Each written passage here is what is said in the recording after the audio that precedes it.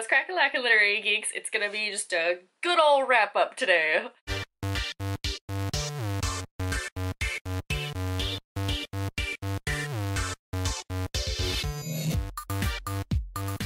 For today's Reader's Nook, I wanted to go over some of the books that I read in April because it's a surprisingly small amount considering how much I read. I'm gonna blame that on finals. Now that I think about it, I also don't have all of the books here because I was going to first mention Saga, which is a fantastic intergalactic Romeo and Juliet type comic book series. They are amazing! I'm so happy that my friends finally talked me into reading them. This is 7 and 8, which are the final volumes, but I think I've read my way through the entire series this month.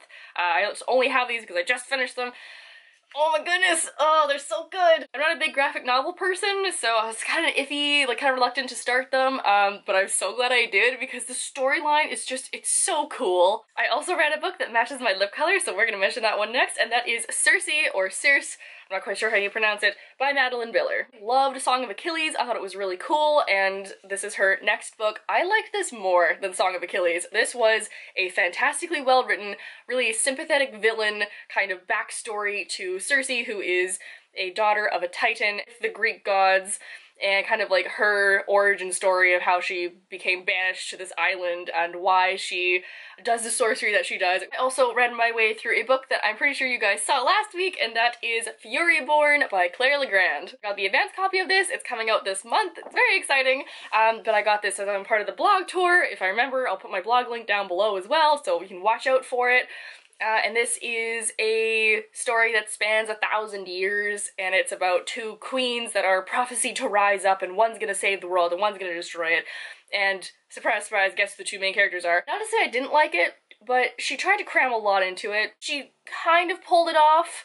I think it would have been better if maybe she'd taken out some of those things and focused more on the others. And this whole 1,000-year timeline was cool, because I like learning afterward, because you never see that in books, right? You always see the like, and we vanquished the enemy and everyone lives and happily ever after, woo, don't have to worry about that for another 1,000 years. But in this case, you do see the 1,000 years later of like, oh dear, what's gonna happen now that the wards are breaking down and magic has gone, and like, what's gonna happen now? So that was kind of cool. And another book that I'm kind of disappointed at was To Kill a Kingdom by Alexandra Christo. This is a retelling of The Little Mermaid, except it's with sirens and siren killers and pirates. How freaking dope does that sound? I love this idea, but I did not like the writing, which is unfortunate because this was going to go to a really good, really dark place. The main character, she's a siren, she's a hunter, she knows it. There's none of this like, oh, but he's so handsome, maybe I'll save him this time. It's like, no, I'm gonna get in close to him so I can rip his heart out later, which I loved, and then she kind of ruined the prince character. Did not like him at all. He was terribly written, and I'm just really sad because I wanted this book to be really good, but unfortunately it is going back to the bookstore. I also finished Window by Amelia Brunskill, which I unfortunately also did not like. This was pitched to me as the next One of Us is Lying, and I loved that book, and this really fell flat.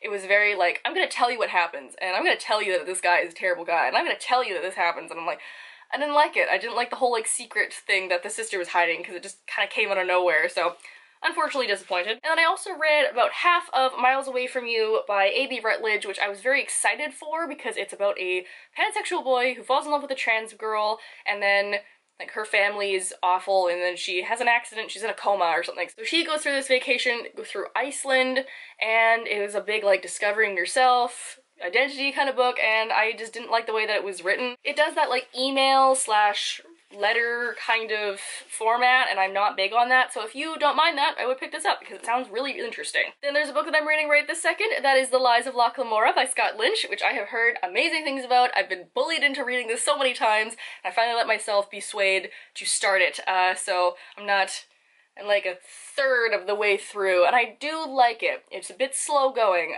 but it's a really cool world about thieves and spies in like a Venetian type city, so I'm liking it so far. So there you have it. I know it's a little bit different than a usual Tuesday video where we're like recommending you stuff. I guess I'm still doing that. I'm just, I read a lot and some ups and downs, and just I need to warn you guys and recommend some good stuff. Join us at 7:30 Eastern Standard Time here on Sunday for our live chat, and I hope to see you guys all there.